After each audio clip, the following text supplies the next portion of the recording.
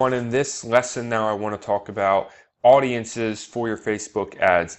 And this is going to be a combination of, because I have something specific about targeting in the next one. So this is more of an explanation of how audiences work within Facebook, the different types of audiences. I guess you could say more of an introductory level to targeting is to understand audiences and your options and basically what using audiences on Facebook is all about. So let's get started. First and most important thing, people are not on Facebook to buy from you or sign up to your email list. This is so important to remember. People go on Facebook to network, socialize, and discover new things. So your marketing needs to speak to your audience in a way that they care about and enjoy.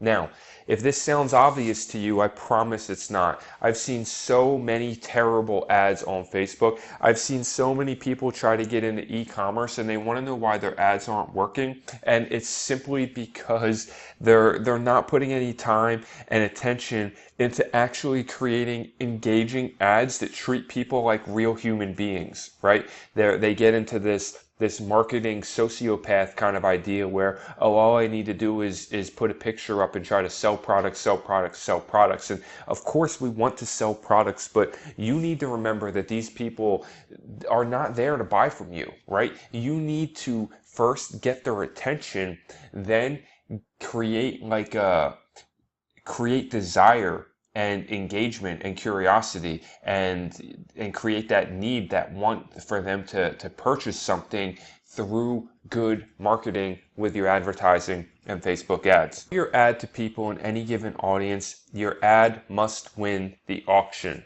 okay? So basically, Facebook is an auction-based platform, and this means that you are constantly bidding against other advertisers.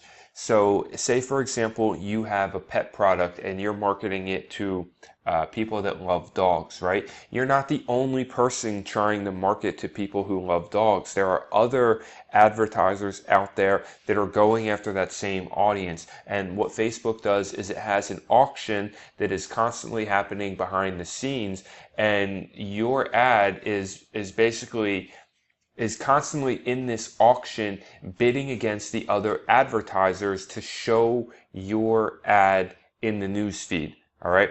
And there are multiple factors in winning the auction. So this is why you could be running the same exact product as someone else and you could get worse results as them, is because it's not just about publishing an ad and trying to use the same audience and thinking that that means that all of a sudden your product is going to be a winning product.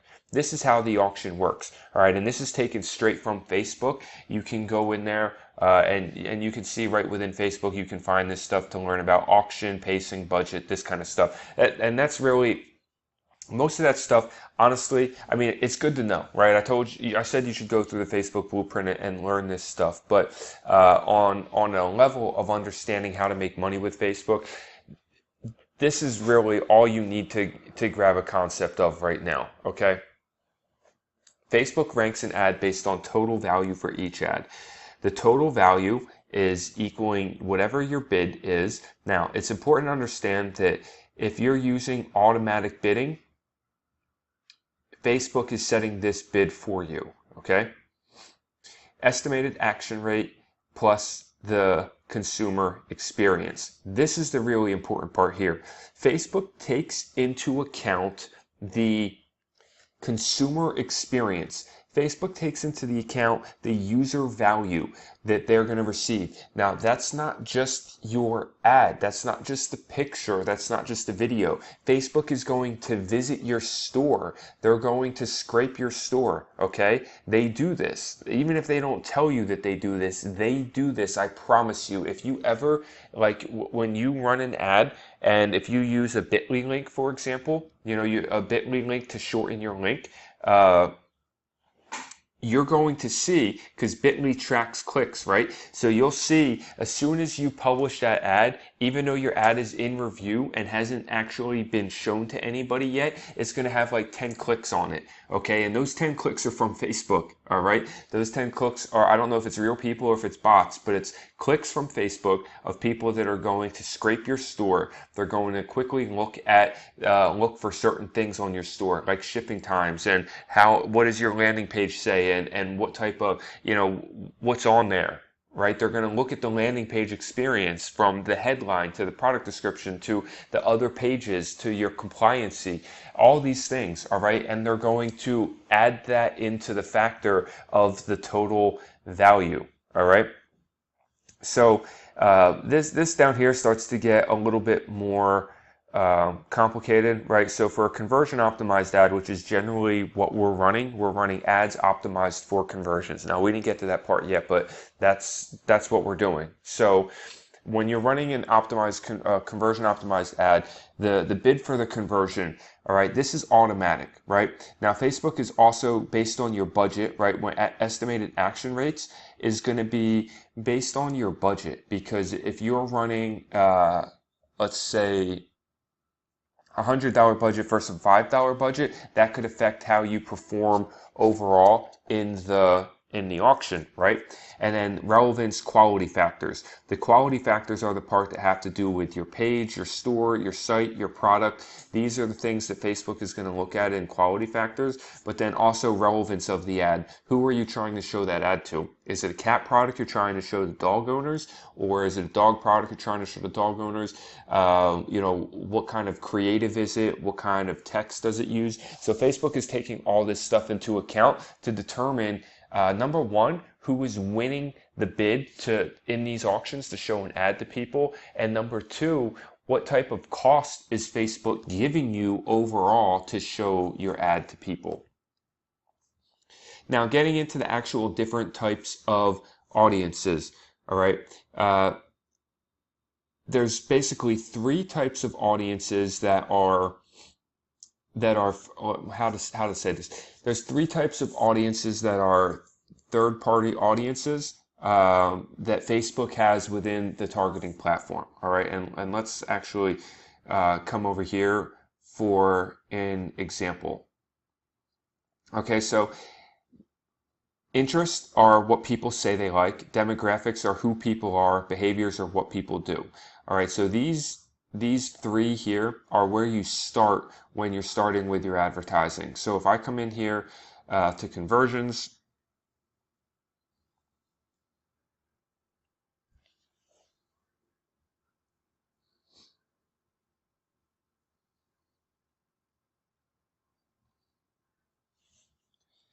okay, let's give this all a second to load. All right, now we're not going to talk about the conversions right now. That's not as relevant. What I want to talk about is your targeting, okay? And the other thing that I'll talk about here is also your, this is optional, see? Cost controls are if you want to have a specific cost control, but when I said that the bidding is automatic, right? Like right now, if I have it set like this, if I'm not changing anything, then the bidding is automatic. Facebook is going to set the bid. But if you want to, you can come in here and set the bids yourself so that you're controlling your bid in the auction. But that's a much more advanced strategy that we're not covering, because all you need to do to start using Facebook ads and to make a lot of money with Facebook ads, okay, is to be able to just use the basic automatic bidding, where all you're doing is setting a budget and you're leaving it open so that Facebook will aim to get the most conversions and spend for your entire budget. All right. Now, if we come up to detailed targeting and you go to browse, you see that there's three basic sections. There's demographics, interests, and behaviors. And like I said, these are based on a couple different things. Interests is what people say they like. All right. Interests are the most general and the most broad type of targeting, because sometimes you got to think about it. This is what people show interest in on Facebook, but it's not always going to be super exact, right? Like 5 years ago, say I was into a certain kind of music and I liked an artist on Facebook. And now that's counted as Facebook thinks I show interest in that, but 5 years later, I really don't. And then somebody is now advertising event tickets, or even, let's say, even more direct. Let's say somebody's advertising a uh, t-shirt that has to do with that type of music, and I'm actually no longer interested in that music. Okay, so this is a lot more general sometimes, but it can also still be really good. All right, there's interest in here for basically every type of category you can think of, and so that's where a lot of people start with advertising. Like if I was advertising a kitchen product, then I might come in here and type in cooking. And you can see that there's a lot of interest. Facebook will identify what it is, if it's an interest, if it's a behavior, or if it's a certain type of, like a job title would be a demographic. So if I select the interest of cooking, this is a really broad level interest that Facebook is identifying 240 million people in the United States between ages 18 to 65, both men and women, that are interested in cooking at some level. Right, so that's obviously going to be super broad. That's not going to be as narrowed in. But a lot of times, here's the thing with Facebook. They're really, really good. Their advertising platform, their pixel is really smart. What they're going to do if you identify an audience like this is think about it in terms of like a let me think of an image here. Hold on one second. Simple example. All right, if you think about a large audience of people that Facebook is identifying showing some interest in cooking, there's only going to be a core audience of that 240 million people that would actually be like interested, buyer level intent of whatever your product is. Okay. Now, Facebook's job when you select an audience like that is to go out and start trying to find these people. But of course, these people aren't actually going to be all like in one pocket like this, super easy to find. So what Facebook will do is you'll have all these random people out there, and it'll just start showing your ad randomly, right? Like it's just going to start picking random people because it has to start somewhere. Now, it's smart though, so eventually it will start to narrow in based on the results that it gets. If this person doesn't like the ad, then it realizes not to go after these types of characteristics. If this person does like the ad, then it starts to go after more people with this type of characteristic. If this person then clicks the ad, so it'll start using a process of data points to narrow in. Okay, if you go really, really broad, then you're going to have to spend some money in testing to try to narrow in on this core audience, because Facebook has no idea out of 240 million people. Now, that audience is way too large, but I'm just using it as an example.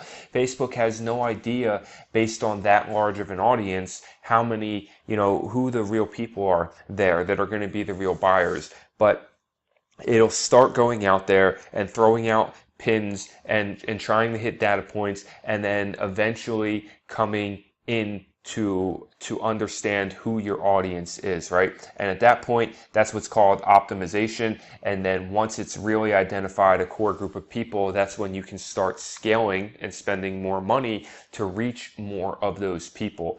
All right, but in the beginning, you're using your interest, demographics, and behaviors to try to narrow in the best that you can, but you still want to give Facebook enough room to work, right? You don't want to over narrow. So cooking is probably too broad of an interest to start with in the beginning as an audience, but you could come into, say, something a little bit more specific, like cooking oil, all right? Now, oh, that's why. I'm sorry. I didn't even realize I still had this checked. You want to uncheck the expand interest, okay? So that's why the cooking was so large. I didn't realize I still had that checked. So this is a function that Facebook has, but you're generally going to want to keep that off, in my opinion, when you're starting out testing, because you don't want to go like that super broad. So anyway, so cooking, now you can see it's narrowed into 100 million people. Now you can do things like identify, you can narrow in, for example, if you wanted to. So say you believe that people at 18 are not really going to be buyers of this product, and you're looking for people that are more like into people that might be more like into the seriously cooking out on a regular basis, right? So generally, that's probably not going to be kids that are in high school or in that college range. I'm not saying it can't be, but in my opinion, it is probably not going to be. So you're probably going to be starting around 29 years old and up, and you're so you can narrow in your audience a little bit better. Uh, Okay, so now moving into talking about behaviors. All right, so I cut that off because I think that was enough about interest, and now I want to talk about behaviors. And interests cover everything, right? I mean, you can just start by typing in any word and you're going to see interest come up. And that's generally how people start to find the interest that they want to target is you start with the ideal person you think that would be interested in something, and then you just start typing in keywords and looking for those interests that are going to pertain. We're going to talk about targeting strategies specifically for your testing in the future lessons. So right now I just want to really get into what the audiences are. So moving into behaviors, again, this is what people do online, right? Like you can see digital activities, people that are gamers, okay? People that are small business owners. There's a lot of different behaviors that you can target. You have anniversary. You can target people anniversary. Purchase behavior. This is a big one. All right. So engaged shoppers is a behavior where people or Facebook keeps track of people who've clicked the call to action button shop now in the past week. So when you create your ads, there's a call to action button called shop now, right?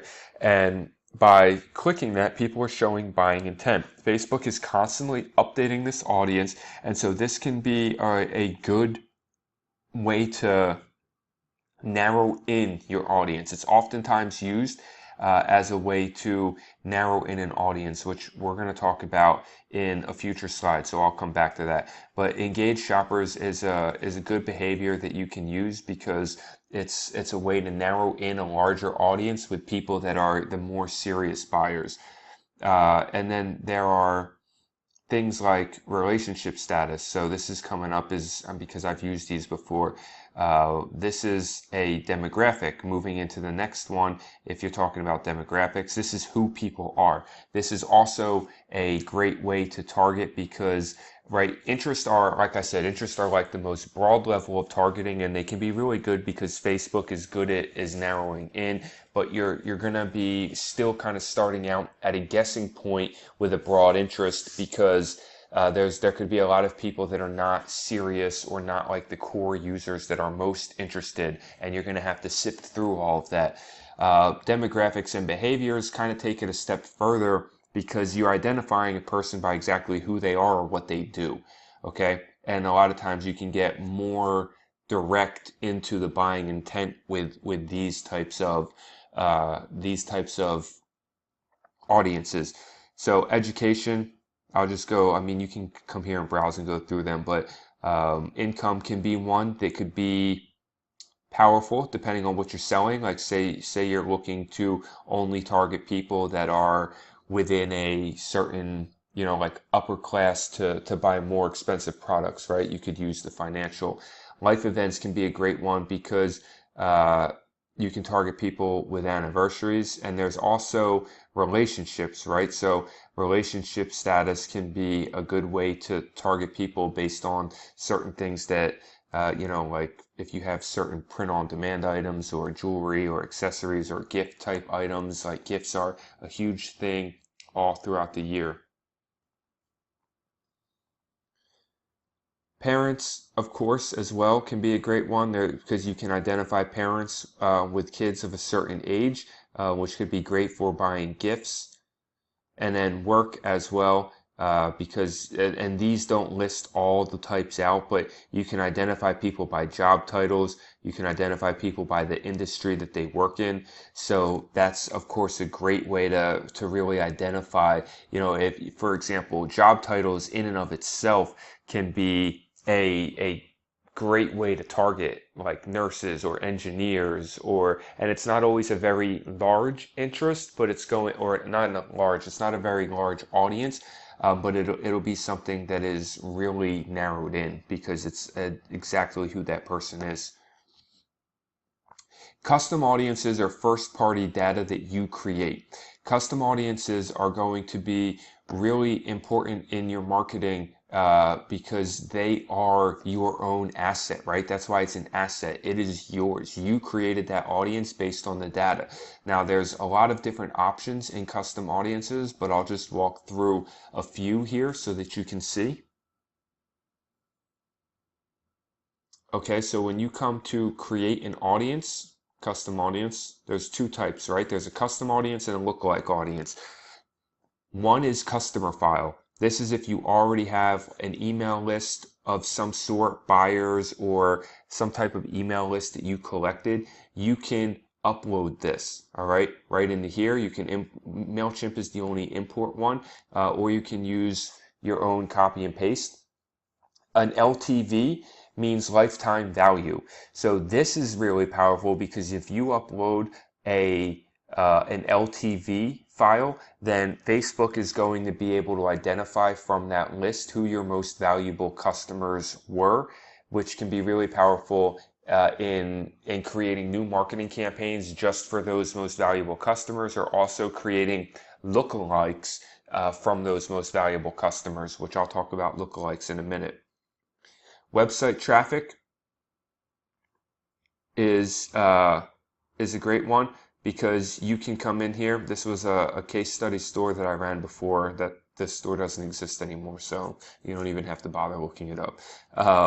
But anyway, this is basically based off of your pixel. You can track website visitors, everybody that visited your website, people who visit specific pages, by time spent, or from your conversion events, right? So there's a couple of things that you can do in here, but like if you want somebody who visited a specific page, then you could put the URL in here. If you wanted something based on an event, then you could put the event in, and then you could refine it by the URL. So there's different options of what you can do. Because because this pixel is not active right now, it's not even giving me all my options. You would be able to see all your conversion events here on an active pixel. But that's the idea of creating a custom audience. We're not going to talk about apps or offline, but engagement can be great too, because you can take videos that you've been running and create an ad from a video. You can create, or I'm sorry, an audience from people that watched your video. You can create an audience from people who visited your Facebook page or interacted with your Facebook page or your Instagram profile. When you do a video, you can create custom audiences based off of how long somebody watched a video. This is really powerful. We're gonna this is a marketing strategy that you can use, and it's one of the advantages to using videos, other than the fact that video costs are cheaper. This is really good because if you're running a video and you have people that have watched at least 50% of your video, 75%, 95%, these are good audiences that you can remarket to, right? You can create an audience just of people who watched 50% and then follow up with them with a new advertising camp or a new ad in your retargeting campaign. So definitely remember these because this is a great way to use your custom audiences. One of the most effective things you can do right now is run videos and then create custom audiences from people that viewed the video. And then finally, lookalike audiences. Lookalike audiences are made from your custom audiences. And as it says here, lookalikes are where the money is made. Because basically what happens with a lookalike audience is you can take something where it's like, okay, here are people that interacted with my page, right? And then I can select this audience and then I can create a lookalike audience. So within the lookalike, this is powerful because you're using your own audience data. All right. So if I have people that have interacted with my page, I know that those are people who are generally showing some sort of interest in my brand. So I could come in here and decide, okay, you would select your page, right? And then you can select the country that you want to target. There's multiple options here. You can select by country, of course, or you can select by region, which is interesting as well, because by regions, sometimes you can select like an entire region, for example, the European Economic Area. If you're selling a product that applies worldwide and you're drop shipping and your supplier can drop ship worldwide, then by selecting the European Economic Area, you're basically able to target all of these countries at once here. Austria, Belgium, Bulgaria, you can see them all the way through down to the United Kingdom. So it's a large region, and it lets you group them together, and then Facebook's just going to do its thing. It's going to start advertising to all the countries, and you're able to just find what's performing the best. It's a more direct route than, say, separating each country out by itself. Okay, what you could do though, you could also select each country by itself and just type in the country. And then down here, you can see that you select the audience size. So it ranges from 1 to 10%, which is going to be the relevance decreases as the percentage increases. So 1% is going to be the 1% of the United States population that Facebook decides most likely resembles my source audience. So whatever my source audience I choose, this 1%, Facebook's going to go and look at the entire population of whichever location I select here, and it's going to say, okay, these people are the 1% most like this source. That's why it's so powerful, because now you just created a brand new audience that you can market to that has the same attributes and characteristics of your source audience. All right. So when you are collecting certain things, like in this example here, this is a VC for me stands for view content.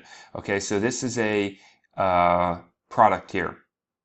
Diamond ring, product, view content. So this is people that viewed this product. And I know that if I was running an ad and these people that viewed this product are interested in this product, right? They're interested in this diamond ring product. So I can come here and create a lookalike audience and say, okay, I want to target people in the United States. I want to use, that's my source right there. And now I'm going to create a few lookalikes, okay? If you click the advanced options, you can create up to 6 audiences at once. All right, so I could create 6 audiences here, and basically I would have now 0 to 1%, 1 to 2%, 2 to 3, 3 to 4, 4 to 5, 5 to 6. And all of these percentage audiences would give me 6 brand new audiences of 2 million people each that I could now market to based on this product, right? Because Facebook is telling me the audience is most likely interested in this product based on my source audience, all right? Or I could just start with 1%. Generally, though, I would stick to the 1%. Okay, I wouldn't do something like this. That's just it's too broad, and it's going to be too difficult for you to identify if it's working or not. So if you just do 1%, or start with a few of the percentages, then you'll have a few audiences that you can test that way. All right, and this is set to the United States, but again, and your audience size is going to vary based on what you select here. So if I put in,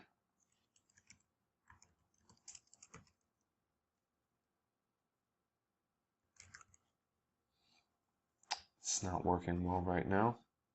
So let me just come in here and select it myself. So see, the audience size change is 2.8 million, because basically Facebook looks at the total population size of this entire location you selected, and then will identify what percentage. All right, 1% is 1% of this total population size here. Okay, so that's lookalike audiences, and these are a really powerful form in your marketing. And one of the most powerful things about Facebook is the lookalike audience. Now, another way to consider audiences is different campaign objectives, because based on your objective, Facebook is going to reach a different segment of the same audience. All right, it's kind of like a pie chart. When you come into your objective here, you see all these different objectives, okay? The basic ones that we use in e-commerce are engagement, conversions, traffic, okay?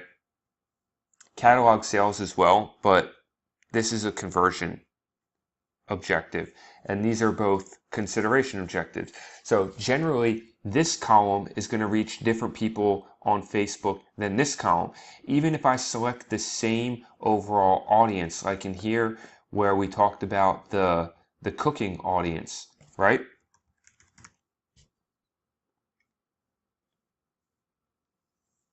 Total size of 100 million people. Based on if I select engagement or conversions, that 100 million people, which is this whole slice of the pie, this might be the slice of the pie that Facebook thinks is most likely to engage with my ad. This might be the slice of the pie of people Facebook thinks most likely to convert on my ad.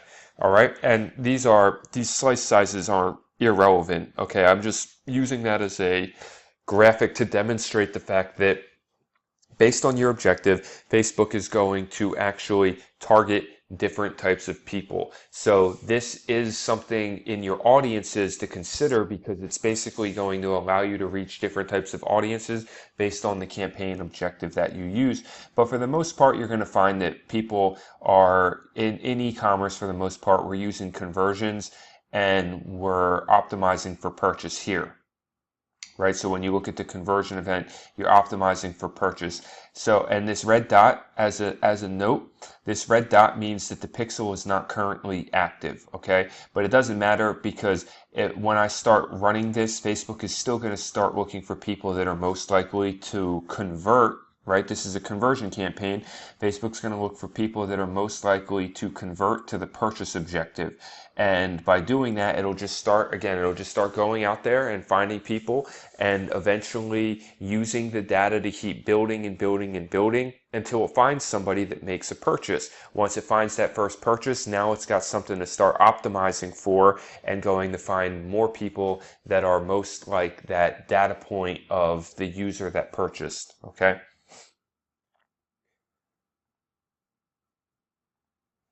Also, different types of awareness in your audience. So you need to be aware of this too. Within your audiences, there's different types of awareness along the customer journey. All right.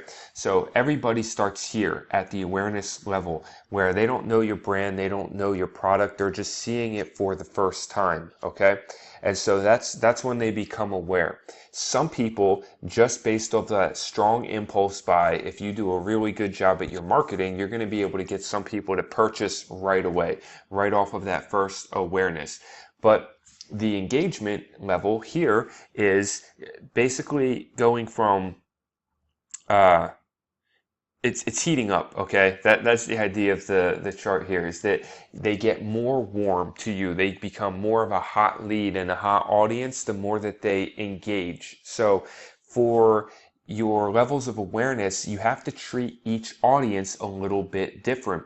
People at this awareness level, you can't just come necessarily just come straight at them all about purchase. You know, you have to create some curiosity. You have to get them drawn in. You have to create some interest there, okay?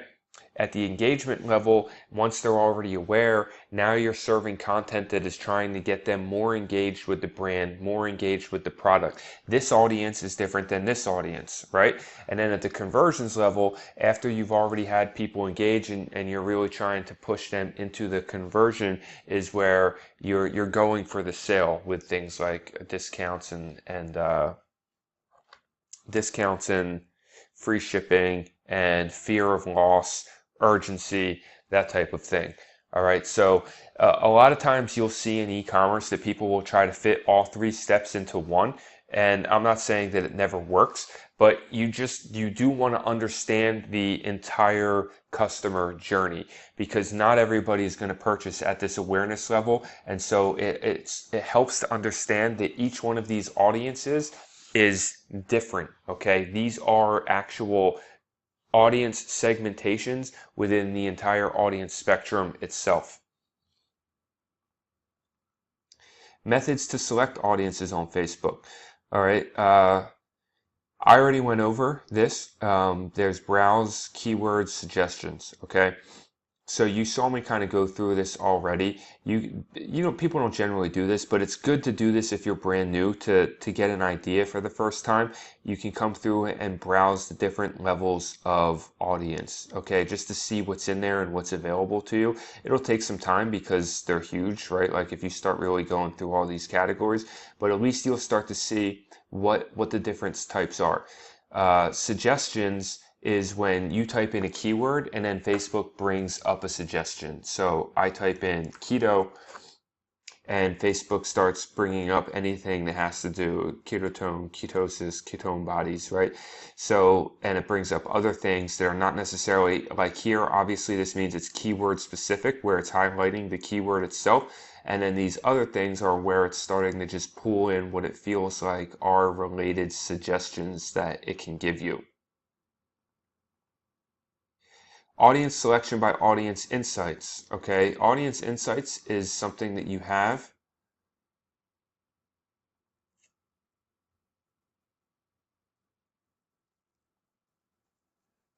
where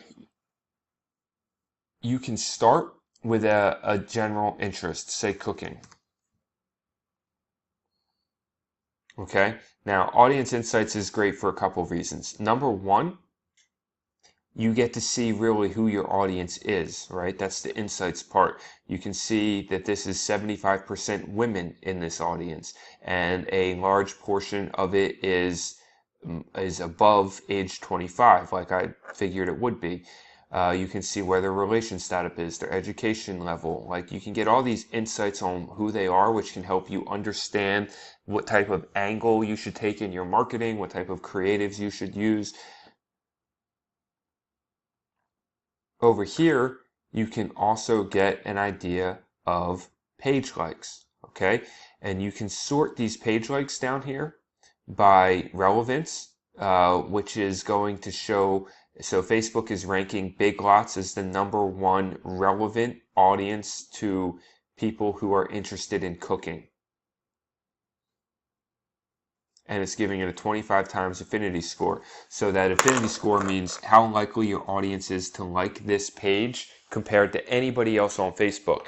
And what that means is it's a good indication that you can use it in your targeting, right? Because if they like, Facebook is saying if they like cooking, then they're 27 times as likely to like Big Lots, letting you know that Big Lots is a closely related interest. So I could come over here, and during my testing, if I wanted to, I could use Big Lots as a target, okay? So this is, it's generally, another thing you can do here is you can try to start stacking your interest in here to see how the affinity changes here and what other things Facebook starts to bring up.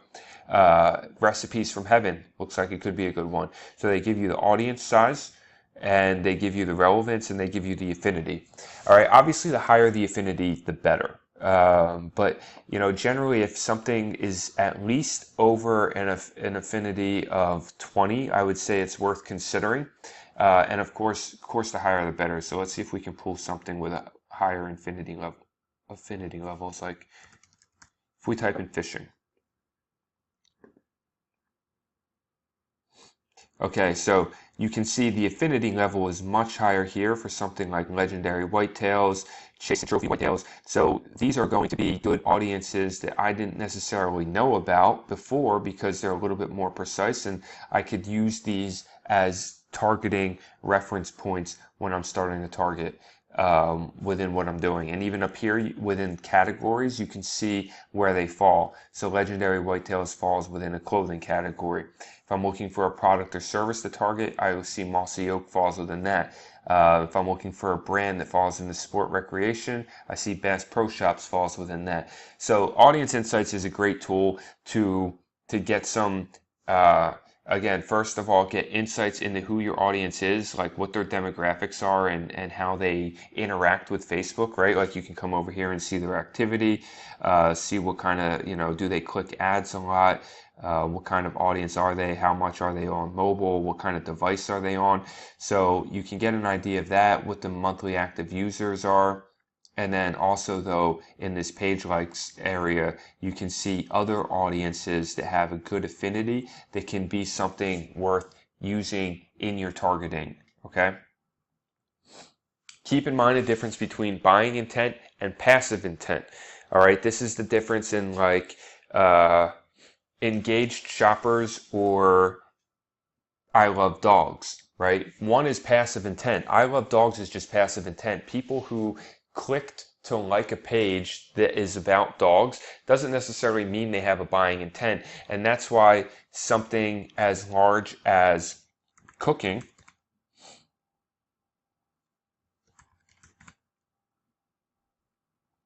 something as large as cooking is something that has much more, it's going to have a lot of passive intent people in there, right? As opposed to if I start coming in here and looking, let's take a look.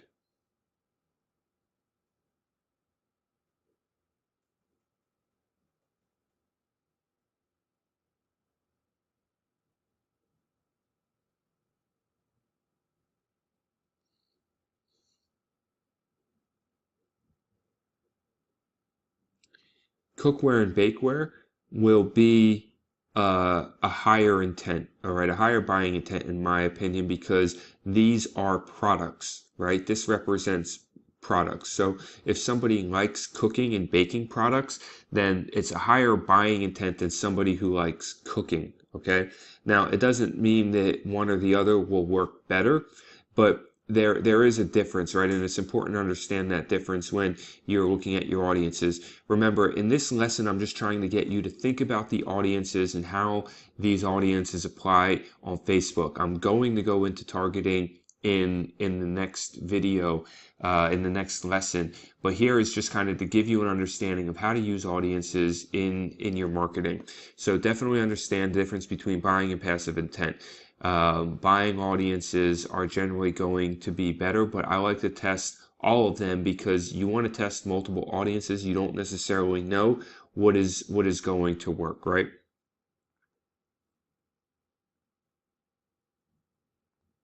Combining audiences. Now, this is when you can really start to narrow in on buying intent. All right, so say for example we do cooking, and then you have this option for narrow audience. So I could come in here and type in engaged shoppers. Now Facebook is going to narrow everybody that likes cooking. It's also going to narrow it with people that are engaged shoppers. So now I have an audience of 56 million people. This is a higher buying intent audience, right? Here's how it works.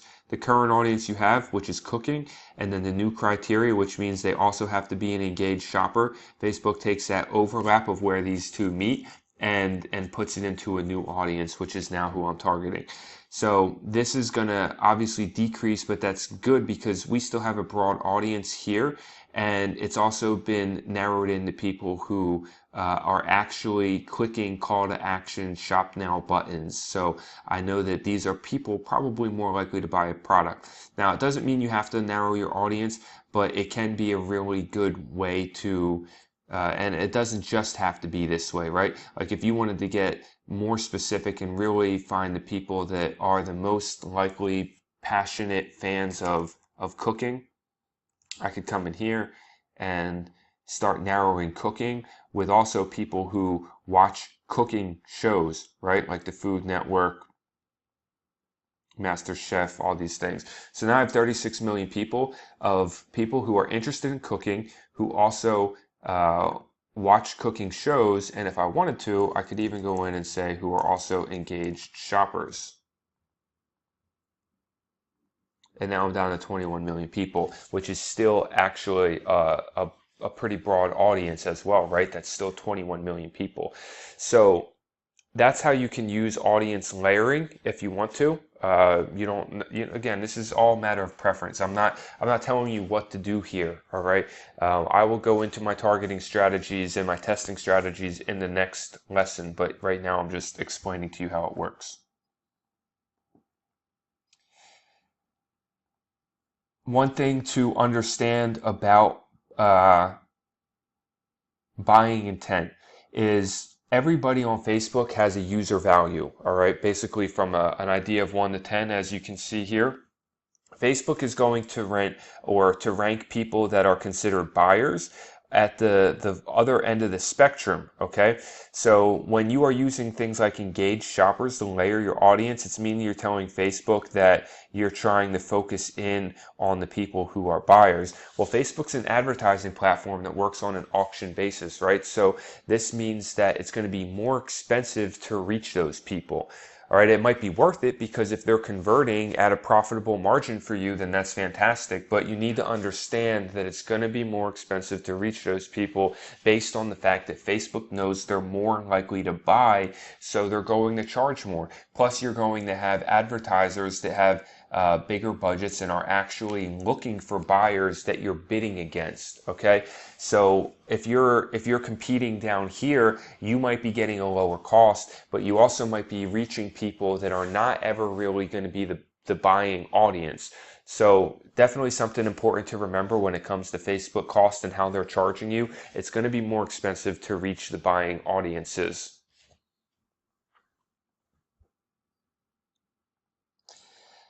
Facebook is also now taking customer feedback into consideration. So this is something, again, this falls into audiences because you need to understand that your audience is giving you feedback. You're going to be rated 1 out of 5. Not every customer gets a survey, but when you start selling products online, Facebook will start to send surveys out, and based on your score, your feedback, you could end up getting, this is a link of where you can check your feedback, but based on getting a bad score, then this is going to hurt your ability to advertise with Facebook. Here's an example of a bad score, not from me, but just something that was shared once in the group. This is what you don't want to see, right? You can see the top is where it maxes out at a 5 rating, but you don't, like you can see here, it says until you approve your service and receive a satisfaction rating above 2, your ads may reach fewer people, which basically means Facebook is going to you can run ads, but you're not going to reach anybody. And the people you are going to reach are not going to be buyers. Facebook is going to be sending you garbage traffic for the most part because it cares about the user experience, right? So it's not going to send you these people over here. It's going to send you these people down here that it knows are not going to buy from you anyway. Tips for getting good feedback. Good customer service, of course, number one, responding to, and what is good customer service? Well, you need to respond to inquiries within 24 hours. It needs to be quick. You need to set expectations ahead of time for people ordering from your store, and try to, this is,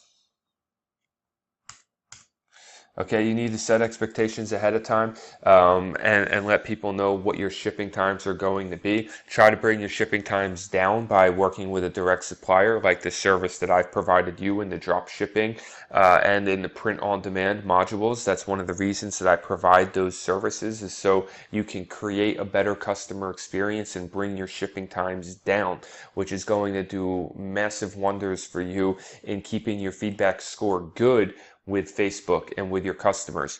Be proactive as possible in delivering a great customer service experience, and don't use ads that promise unrealistic expectations or ads that use clickbait. And clickbait is basically when you advertise one way, but then when they go to the page, it's something else, right? Like say you advertise with a cute picture of a little puppy, and then they click the link and it takes them to a page where you're trying to sell them, I don't even know. It's something completely different, right? It's a cute puppy, and you say something like, clickbait is like this. It's like almost a complete lie. Say, oh, you'll never believe what this cute puppy did on camera, right? And it's a picture of a cute puppy, and people click it based on that interest of puppies, and then they land on your page, and you're trying to sell them a backpack, right? Like that's clickbait because you're completely baiting and switching and you're just using that image or that ad to try to get cheap clicks, but it's not good. Facebook, first of all, will probably flag your account if you do that. And second of all, even if you get it past Facebook, it's going to result in very high negative feedback on your ad accounts, okay? So that's everything for the audience section. Again, this was more of an introductory level, introductory level with some high level concepts of understanding your audience, understanding how you can use your audience on Facebook, and also understanding the different levels of your audience and awareness of your audience and how your audience is going to interact with your ads. Remember, this part here is important because you are going to serve people different ads at each level of your funnel, right? When they're first aware and they see your ad, doesn't always mean they're buying right away. This is ad level. This is campaign level, right? The difference between an ad and a campaign is a campaign includes multiple ads. This would just be one ad that gets people aware. And then you have another ad for, say, you have a video here. People who watch more than 50% of your video, now you show them another ad. Maybe it's a picture, and you show that ad to engage with them. And maybe, for example, you have an ad here. Okay, like I said, it's a video. And for everybody that watched 50% or more but didn't purchase, you also show them an ad here that is a photo of the product and lists all of its main benefits and talks about why this product is so amazing. Okay, and then for even the next step of people who engage with this ad but don't make a purchase yet, you show them this ad here, which is like, okay, get 20% off and 24-hour deal to click now and save 20%, right? Where you're trying to get them to convert. So that's the idea of your entire audience, right? Of, say, people who like cooking, but understanding the different levels of intent within that audience so that you're advertising to those different audience segments in a way that's meant to speak to them based on where they're at in the customer journey. All right, so again, I hope you got a lot of value out of this video, and I will see you in the next one where we start talking about testing strategies.